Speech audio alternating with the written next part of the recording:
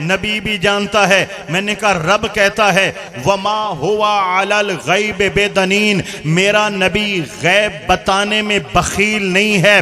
جب نبی غیب جانتا بھی ہے، بتاتا بھی ہے، رب اعلان فرماتا بھی ہے، کیوں نہیں مانتے؟ جی اللہ بھی جانتا ہے، نبی بھی جانتا ہے، شرک ہو جائے گا۔ میں نے کہا سنو، اللہ دیکھتا ہے، جی دیکھتا ہے، تم دیکھتے ہو، جی دیکھتا ہوں۔ میں نے کہا شرک تو نہیں ہوگا؟ جی نہیں ہوگا۔ کیوں نہیں ہوگا؟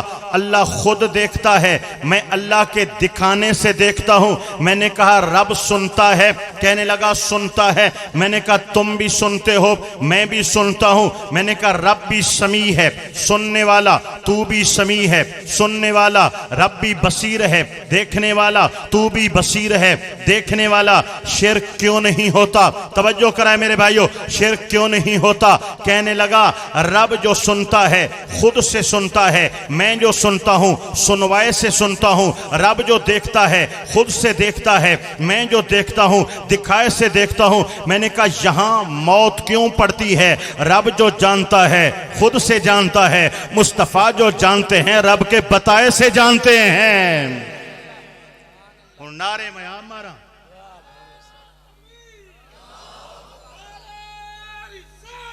یا رسول اللہ۔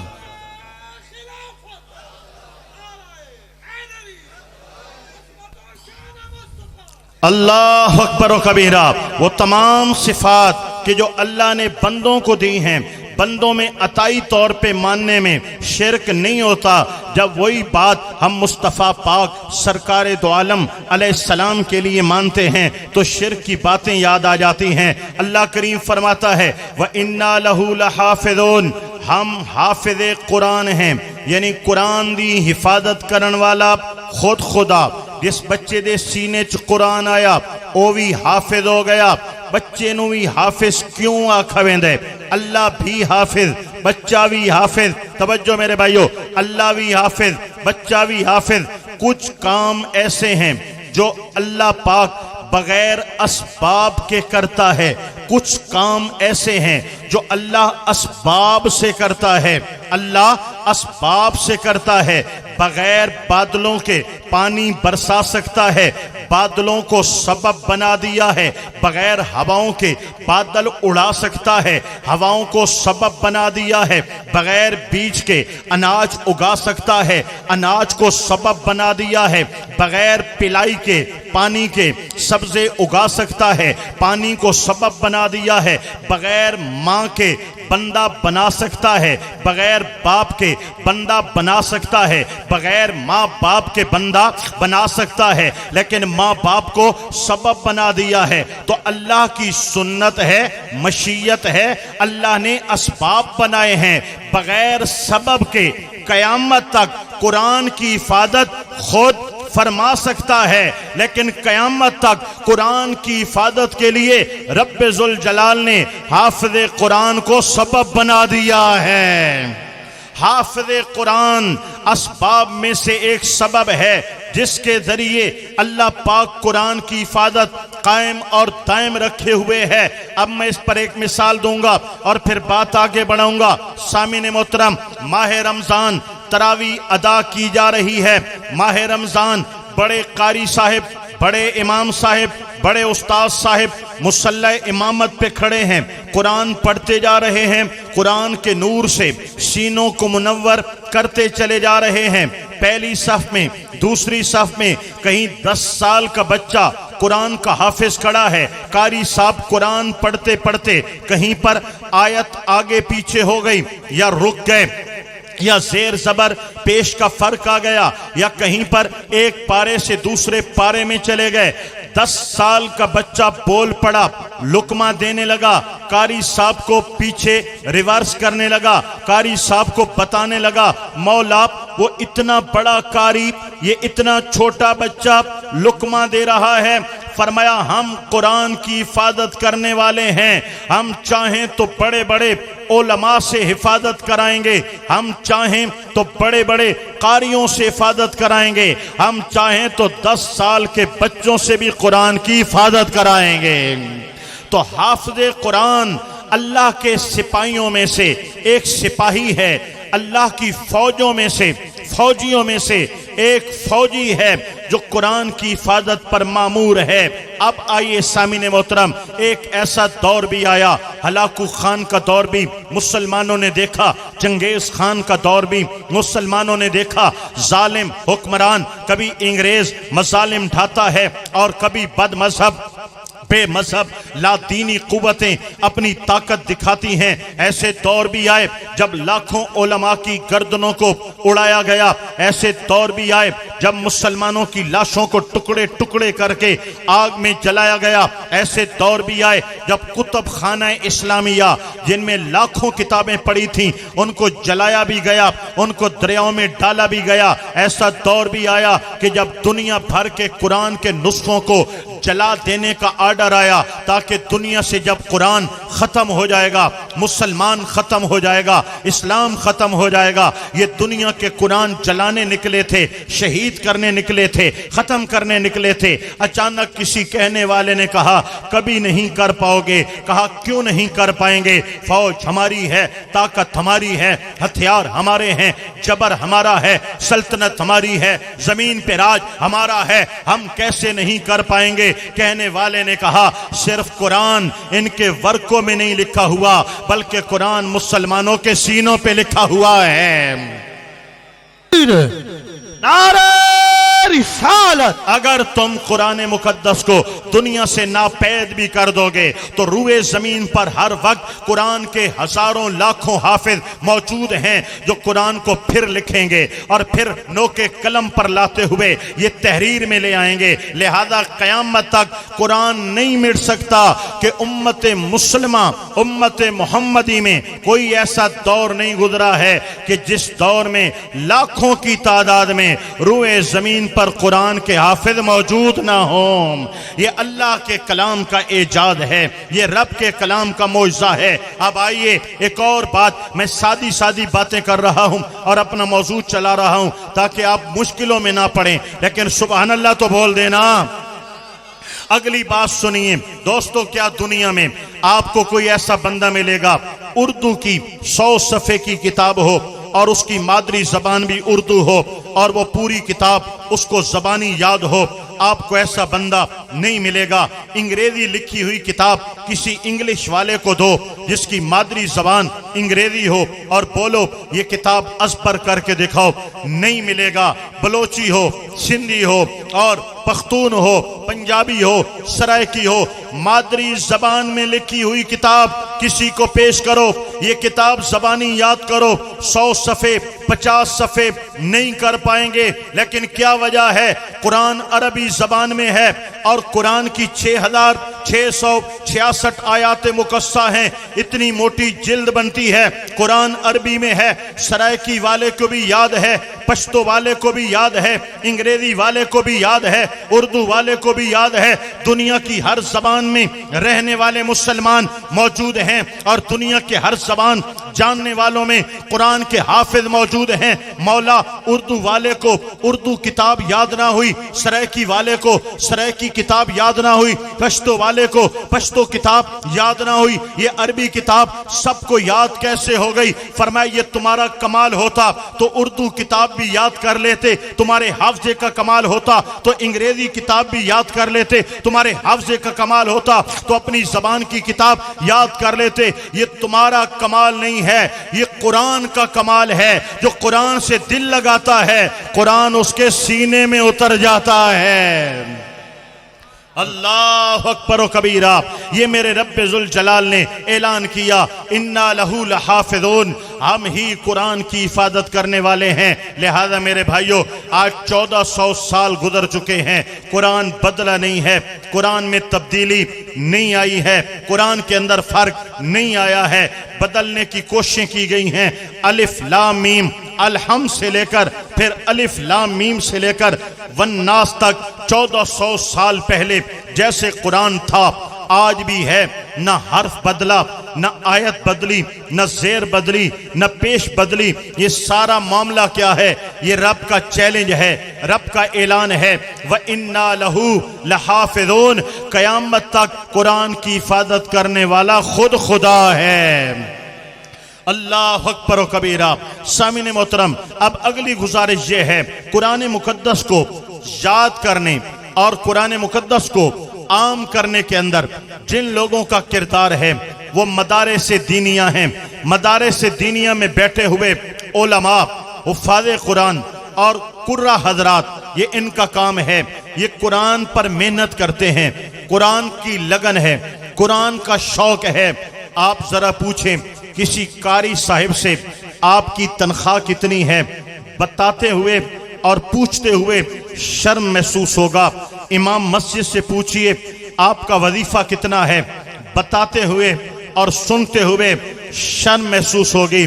بڑے بڑے محراب و منبر پہ بیٹھے ہوئے جو ہے ہمارے مدرسین سے پوچھئے، مسند پہ بیٹھے ہوئے جناب تنخواہ کیا ہے، پوچھتے ہوئے بتاتے ہوئے یقیناً شرم محسوس ہوگی۔ لیکن یہ لگے ہیں، یہ ڈٹے ہیں، یہ کام کر رہے ہیں۔ یہ اذانوں سے پہلے بچوں کو اٹھاتے ہیں، مغز خوری کرتے ہیں۔ یہ دن چڑھے تک بچوں کو پڑھاتے ہیں، یہ 11 بجے تک بچوں کو پڑھاتے ہیں، یہ ظہر سے عصر تک پھر بچوں کو پڑھاتے ہیں، یہ مغرب سے عشاء تک اور عشاء کے بعد تک یہ بچوں کو پڑھاتے ہیں۔ ان کی تنخواہ معمولی ہے، وظیفہ معمولی ہے، لیکن لگے ہیں ایک لگن کے شوق میں۔ نہ بڑی عمارت ہے، نہ بڑے انتظامات ہیں، پھر بھی 5 بچے قرآن یاد کر کے یہاں سے جا رہے ہیں۔ یہ شوق ہے، یہ لگن ہے۔ اصل میں یہ شوق اور لگن اللہ پاک کی طرف سے ہے۔ اللہ چاہتا ہے کہ قرآن قیامت تک رہے، اور قرآن کی حفاظت کا ایک سبب قرآن کے حافظ ہیں، اور قرآن حفظ کرنے کے لیے یہ مدارس ہیں۔ چاہے روکھی سوکھی کیوں نہ کھانی پڑے، ٹوٹی پھوٹی چٹائیوں پہ کیوں نہ بیٹھنا پڑے، چاہے اوکھی سوکھی کیوں نہ نبھانی پڑے، یہ پڑھ رہے ہیں، پڑھا رہے ہیں، اور وَإِنَّا لَهُ لَحَافِظُونَ، رب کا قول سچا کر کے دکھا رہے ہیں۔ سامعین محترم، آج قرآن سے اتنی روح گردانی ہو گئی، آج قرآن سے اتنا انحراف ہو گیا کہ قرآن ناظرہ پڑھنا تک آج ہمارے بس کے اندر نہیں ہے۔ میں اس موضوع کو یہیں پر ٹھہراؤ دیتا ہوں۔ میں ذرا بائی پاس سے ہوتے ہوئے واپس آ کر پھر اسی موضوع پر ہم اختتام کریں گے۔ اللہ کریم فرماتا ہے اِنَّا نَحْنُ نَزَّلْنَا الذِّكْرَ، قرآن ذکر ہے، وَإِنَّا لَهُ لَحَافِظُونَ، اور اس ذکر کی حفاظت ہم خود کرنے والے ہیں۔ قرآن کو اللہ نے ذکر کہا، قرآن کو رب نے کیا فرمایا؟ ذرا بولو کیا فرمایا؟ ذکر فرمایا۔ اور تمام مفسرین کا اس بات پر اتفاق ہے اور اجماع ہے کہ جہاں ذکر سے مراد اللہ کی کتاب ہے، اللہ کا قرآن ہے۔ اللہ کریم فرماتا ہے اِنَّا نَحْنُ نَزَّلْنَا الذِّكْرَ، قرآن ذکر ہے، وَإِنَّا لَهُ لَحَافِظُونَ، ہم اس کی حفاظت کریں گے۔ یہ ذکر ہے، ذکر کیا ہے؟ کس کا ذکر ہے؟ کس کی یاد ہے؟ اب ذکر کے بہت سے معنی آپ کو قرآن مقدس کے اندر نظر آئیں گے۔ ان میں سے ایک معنی میں آپ کو پیش کرنے جا رہا ہوں۔ کسی کی یاد کو ذکر کہتے ہیں، کسی کی بات کو ذکر کہتے ہیں، کسی کے چرچے کو ذکر کہتے ہیں۔ اب علماء سے پوچھا قرآن کس کا ذکر ہے؟ کہا قرآن بار بار پڑھو۔ جہاں قرآن بار بار جس کا ذکر کرتے ہوئے نظر آئے، قرآن اس کا ذکر ہے۔ جب ہم نے قرآن کو بار بار پڑھا تو بار بار قرآن میں ہمیں ذکر مصطفیٰ نظر آتا ہے، ہمیں والضحیٰ نظر آیا، واللیل اذا سجا نظر آیا، ما ودعک ربک وما قلا نظر آیا، وللآخرۃ خیر لک من الاولی نظر آیا۔ ہمیں قرآن مقدس کے اندر الم نشرح لک صدرک نظر آیا، ورفعنا لک ذکرک نظر آیا۔ ہمیں قرآن مقدس میں وما ارسلناک الا رحمۃ للعالمین نظر آیا۔ ہمیں قرآن کے اندر ایسا حسن نظر آیا، اگر محبوب کا چہرہ اٹھتا ہے والضحیٰ، چہرہ مصطفیٰ کی قسم قرآن بولتا ہے، زلف لہراتی ہے، واللیل اذا سجا، زلف محبوب کا ذکر قرآن بولتا ہے، حضور ہاتھ اٹھاتے ہیں، ید اللہ فوق ایدیہم، حضور کے ہاتھوں کا ذکر قرآن فرماتا ہے۔ میرے آقا پاک علیہ السلام اللہ اکبر و کبیرہ چشمان کرم اٹھائیں، ما زاغ البصر وما طغی، قرآن فرماتا ہے چھاتی سے نور نکلے، الم نشرح لک صدرک، قرآن فرماتا ہے میرے آقا پاک قدم اٹھائیں، لا اقسم بہذا البلد وانت حل بہذا البلد، حضور کے قدموں تلے لگی زمین کی قسمیں رب قرآن میں بیان فرماتا ہے، وانک لعلی خلق عظیم، اخلاق کا ذکر قرآن میں آیا ہے، وعلمک ما لم تکن تعلم، علم مصطفیٰ کا ذکر قرآن میں آیا ہے۔ ذرا توجہ میرے بھائیو، ورفعنا لک ذکرک، ذکر مصطفیٰ کا ذکر قرآن کے اندر آیا ہے، انک لمن المرسلین، رسالت مصطفیٰ کا ذکر قرآن میں آیا ہے، وخاتم النبیین، ختم نبوت مصطفیٰ کا ذکر قرآن کے اندر آیا ہے۔ میرے بھائیو بار بار قرآن ذکر مصطفیٰ کرتا دکھائی دے رہا ہے تو رب اعلان کر رہا ہے، وَإِنَّا لَهُ لَحَافِظُونَ، اِنَّا نَحْنُ نَزَّلْنَا الذِّكْرَ، لوگو یہ قرآن ذکر مصطفیٰ ہے، وَإِنَّا لَهُ لَحَافِظُونَ، قیامت تک ذکر مصطفیٰ کی حفاظت بھی خدا خود کرتا رہے گا، ذکر مصطفیٰ کی حفاظت اللہ پاک خود کرتا رہے گا۔ ذرا توجہ دینا میرے بھائیو تاکہ بات سمجھ شریف میں تشریف فرما ہو جائے۔ میرے رب نے فرمایا قرآن ذکر مصطفیٰ ہے اور اس کی حفاظت ہم خود کریں گے۔ آپ توجہ پوری دینا، اللہ اکبر۔ میرے بھائیو نمازوں پہ بھی زور دیا جاتا ہے، نماز فرض ہے، پڑھنی چاہیے، لیکن نمازیں پڑھنے میں سستی ہو گئی۔ روزہ فرض ہے، رکھنا چاہیے، روزہ رکھنے میں سستیاں ہو گئیں۔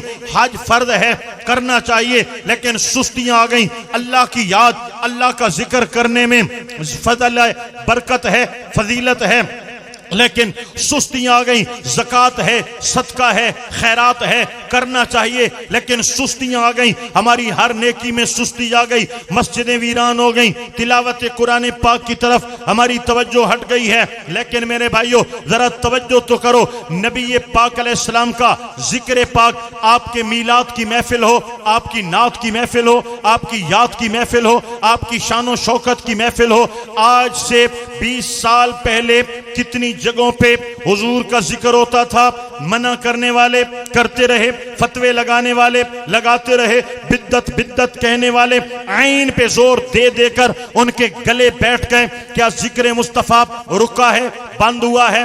جلوس پہ فتوے، جھنڈے پہ فتوے، میلاد پہ فتوے، صلاۃ و سلام پہ فتوے، ذکر مصطفیٰ پہ فتوے، نعت پہ فتوے، کیا بند ہوا؟ اگر 20 سال پہلے 4 جگہ پہ میلاد ہوتا تھا تو 15 سال پہلے ہم نے 8 جگہ پہ میلاد دیکھا، 10 سال پہلے ہم نے 20 جگہ پہ میلاد دیکھا، 5 سال پہلے ہم نے 100 جگہ پہ میلاد دیکھا، آج گھر گھر گھر گھر میں میلاد دیکھا۔ مولا وجہ کیا ہے؟ نمازوں میں سستی آ گئی، روزوں میں سستی آ گئی، سجدوں میں سستی آ گئی، لیکن حضور کا ذکر بڑھتا چلا جا رہا ہے۔ فرمایا نماز تمہارے ذمہ تھی، ہمارے ذمہ نہیں تھی، روزہ تمہارے ذمہ تھا، ہمارے ذمہ نہیں تھا، سجدے تمہارے ذمہ تھے، ہمارے ذمہ نہیں تھے، زکاتیں تمہارے ذمہ تھی، ہمارے ذمہ نہیں تھی، لہذا تم کمزور تھے، تم اپنا ذمہ نہ نبھا سکے، لیکن ذکر مصطفیٰ تمہارے ذمہ نہیں ہے۔ ورفعنا لک ذکرک ہمارے ذمہ ہے، انا نحن نزلنا الذکر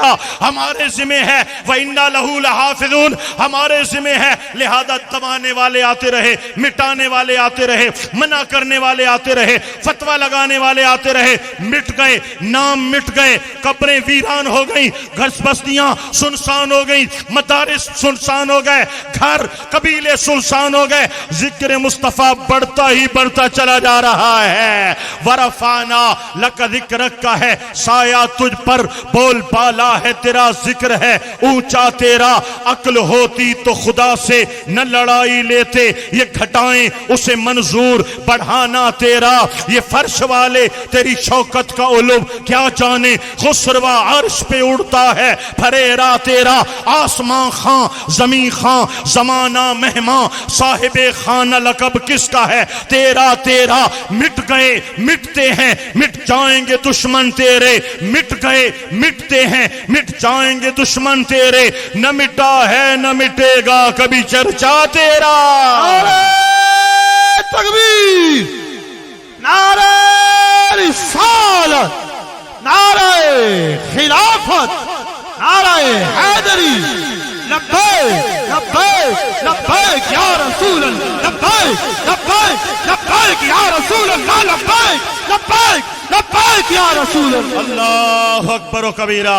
سامعین محترم میں اس حوالے سے بس چند منٹ آپ سے کچھ گزارشات کر کے پھر اپنے موضوع پر واپس آنا چاہوں گا لیکن سبحان اللہ تاکھو توارے تو سبحان اللہ اکھواؤن واسطے تو سرائے کی بول دا پیانا انجی ان میں اپنی لین تے چڑھ گیا ان جڑا وہ ہوائے چودہ ہے وہ تلے کی نہیں آوے ٹھیک ہو گیا نا میں اپنی اردو والی لین تے چل دا پیا تو ان سمجھ تاندی پئی ہے نا انگریزی والی کمنٹری سمجھ گئے ہو سارے چاند جی علماء تے جناب سرائے کی بہرحال سرائے کی لینے ہاں لیکن ان جتے چل گیا نا اتھو ول نہ سکدے تو سبحان اللہ اچھا کو جا میرے بھائیو حضور نبی کریم علیہ السلام انا نحن نزلنا الذکر قرآن میرے نبی کریم علیہ السلام کا ذکر پاک ہے اللہ نے حضور کا ذکر کیا ہے اور ذکر مصطفیٰ پر پہرے دیے ہیں پورا قرآن اللہ نے حضور کے ذکر میں نازل کیا ہے وَإِنَّا لَهُ لَحَافِظُونَ ذکر مصطفیٰ پر اللہ پاک نے پہرے دینے کا اعلان کیا ہے وَرَفَعْنَا لَكَ ذِكْرَكَ حضور کا ذکر